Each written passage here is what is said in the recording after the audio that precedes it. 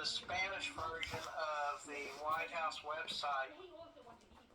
He ordered it taken down because we want to do everything in English. In fact, they're going to try to get a law passed. It's kind of amazing. The U.S. is one of the only countries. There's only like 5 countries in the whole world that does not have a national language. And you would think that English would be our naturally be our legal, our national language. Well, it But is. It should be because it should obviously, be. But yeah, I guess they just never got they just never figured it would be necessary to put it into law because it was just assumed because most everybody spoke English. But now it's getting down to the point to where they need to put it in the law because so many people try to make you speak all kinds of stupid foreign languages, whether it's Spanish or Arabic or whatever.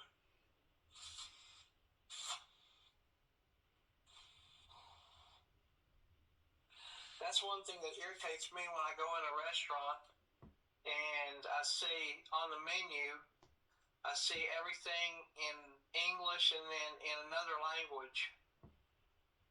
Or like if the main language there, like you go in a Mexican food restaurant, everything's in Spanish. And then you have to look at a little bitty tiny writing underneath it to read the English version of it. That just pisses me the fuck off. yeah.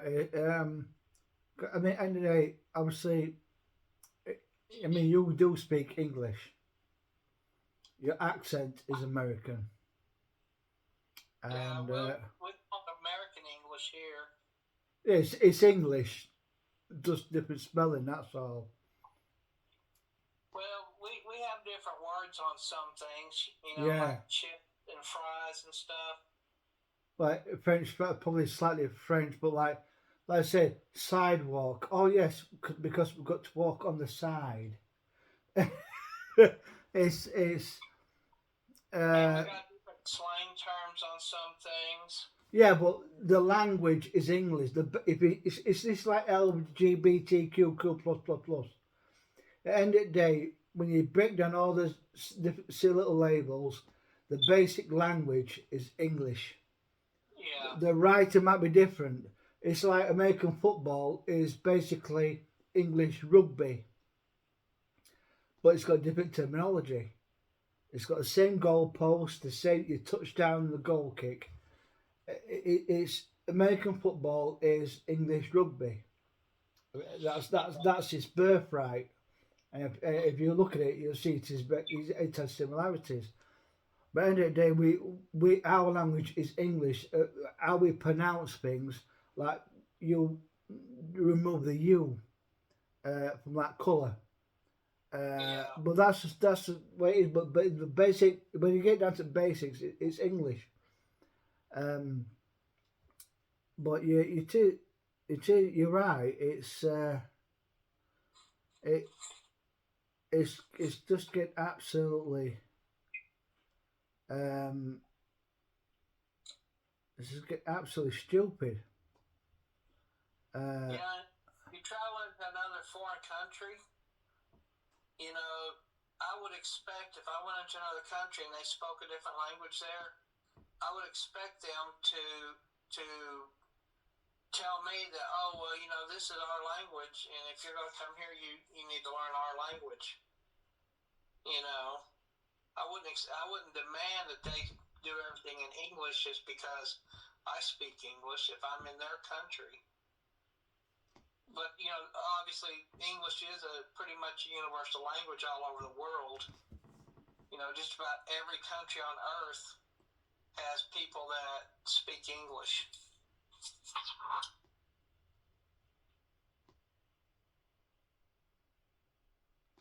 it's annoying now. I'm just trying to find something, and it's And I do know some words and some phrases in Spanish. Just enough to kind of keep me safe. But I don't speak enough of it to be able to understand a whole conversation, or like whenever they speak it really, really fast. There's just no way that I can comprehend what they're saying because they're speaking so damn fast in it. And the thing that I found that really tripped me up, that gives me a hard time trying to understand other languages, is that in English languages, we put our verbs and our nouns and stuff in a particular order, where basically, like you would say,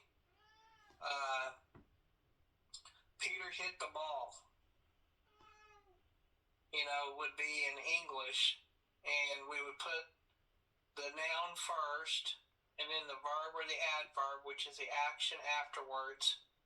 But in a lot of languages, like Spanish and stuff, they switch them around. So instead of saying like Peter hit the ball, they would say the ball that was hit by Peter. And so our brains just don't immediately switch those things around. It makes it harder to comprehend. And the other thing is that a lot of languages have both a male and a female version, depending on who you're talking to. And that's crazy to me. To me, if I'm talking, then the emphasis should be on me, what I'm saying. I shouldn't have to concern myself with, oh, well, if I'm talking to a guy, then I use the A or the A sound, and if it's a girl, then I use the O sound, which is stupid. It's like with in Spanish, a boy in Spanish you would call him mijo. It'd be like my son.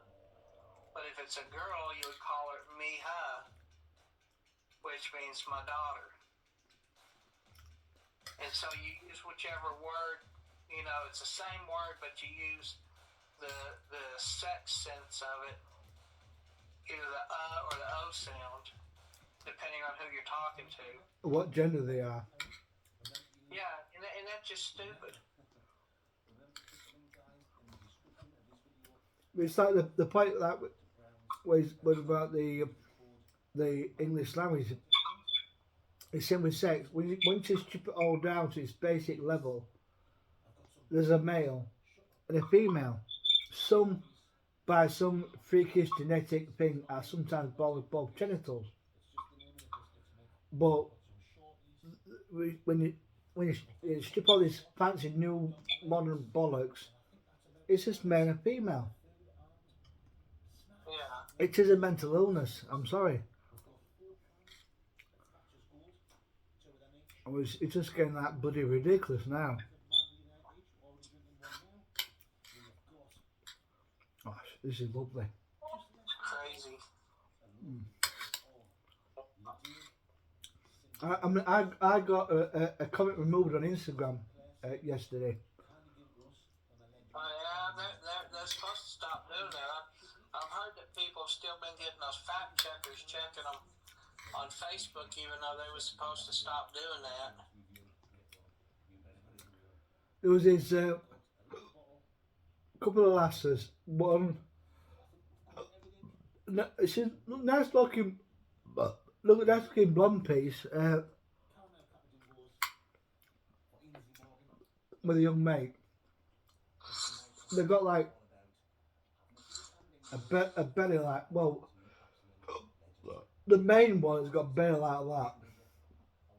I mean, got a friend.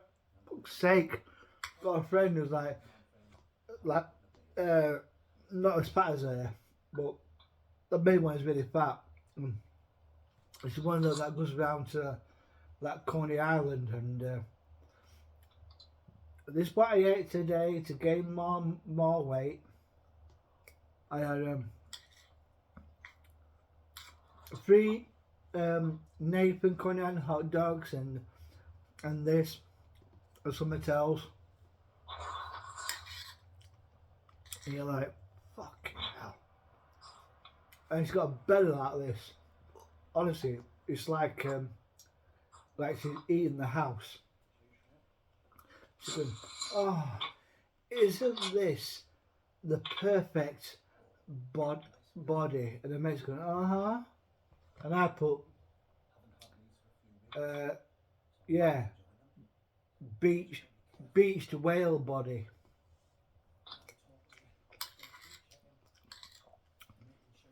Next year, you know, I get a, your comment has been removed because it's classed as fat shaming. These are people who are like trying to say, I mean, I know I'm not exactly Slim Jim, but it could partly, probably to ale, probably. But I'm not like promoting it. I'm, I'm not saying it's a healthy lifestyle. I'm not saying, oh, look at me, maybe I should drink 17 pints tonight and, oh, look at my beer belly. No, it's not, there's nothing positive about it at all. Well, even though like there's one last called, I think she's called Abby Crush or something. Abby Glazed. That's it, Abby Glazed. Now her head looks really bonny, and I'm sure she's a nice person. But for some reason, she seems seeking attention. She's got a massive. It's like she's swallowed the rear tractor tire off a massive Ferguson or a John Deere, and you know the rear tire, the back was big, and she's like going, "Ah, oh, you my perfect Madonna's meal, because I can see you are a Big Mac. Oh, you like my big belly?" And I think, fuck's sake, you're a bonny lass. What? Why are you doing like the food-friendly version of OnlyFans just to? Because you get people going, "Oh, honey, oh, you're sexy, you're beautiful. I would feed you my 12-inch pizza." Oh, I mean, fuck off.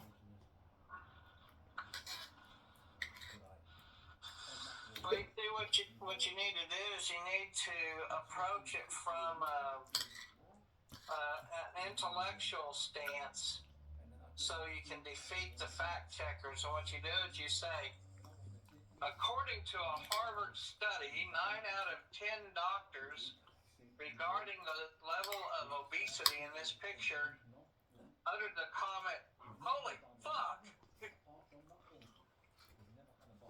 The latest thing about this LGBTQ bollocks. I mean, I myself, I've got nothing against a person. I mean, if you are a follower of Islam, because there was one on Instagram where she's saying that multiculturalism has gone too far, and she, you know, not burqa, but she had headdress, and she spoke sense. Now, people like that, who, if they are peaceful followers of Islam, I salute you. You know, of any religion. I'm not religious myself. Same with the sexuality thing. You get some of these LGBTQQQQQ plus that look like a rather obese Australian parrot. They're trans, mask, gender fluid, pansexual, trigender, which means I feel all genders. You're not.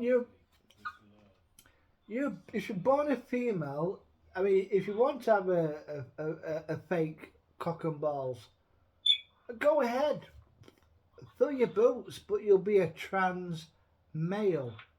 You'll never be a male. It's like them that are cock and balls and now without. You're a trans female. You're not a woman. You're a trans woman because you had to have medical intervention. That's it. But now they're rewriting the fucking biology book. But now they're like that they're protected. Oh, you're transphobic. Fuck off.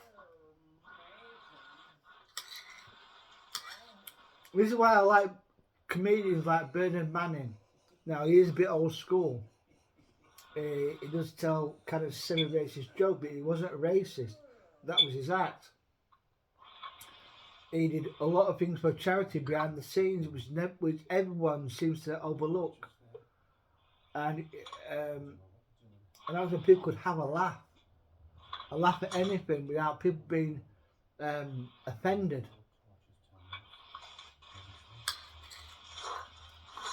Yeah, but you know what you should have said about that big old fat gal is you should have said, that gal's so big it'd take you 3 days to walk around her pussy. That's if we could find a fucking thing. There's a song by AC/DC. Now we're not talking the excellent Brian Johnson era, who was born in near Newcastle, and he's still got his accent. We're talking Bon Scott, who himself wasn't an Australian native. He was born somewhere in Scotland. Apart from most of AC/DC, apart from the Cliff Williams, the bass player. But it was only there was nobody born in Australia that was part of AC/DC because Angus Young, Malcolm Young were born in Scotland. Bon Scott was born in Scotland. The drummer, probably only the drummer, was probably either from New Zealand or Australia. That Phil Rudd or Paul Rudd, whatever it is. But Cliff Williams was from London. I mean, we're talking the AC series, you know, but the Young brothers, Scottish. Bon Scott, Scottish. The bass player, English. Drummer, probably Australian. And obviously with Brian Johnson, he is English because he's from Newcastle. And he had a song called Whole Lot of Rosie. And apparently that was based on this big fat woman when he was a teenager in Australia. She was so big, but Bon Scott didn't give monkeys. He'll fuck anything that had a pussy.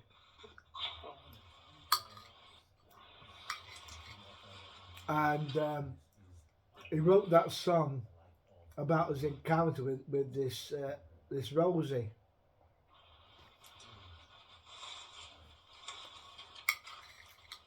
Oh my god.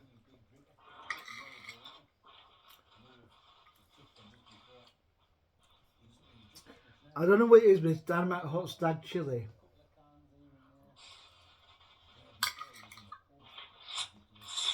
But I know Gush looked like the aroma. She says it smells awful. Have you seen a movie called Deuce Bigelow, Mel Gigolo?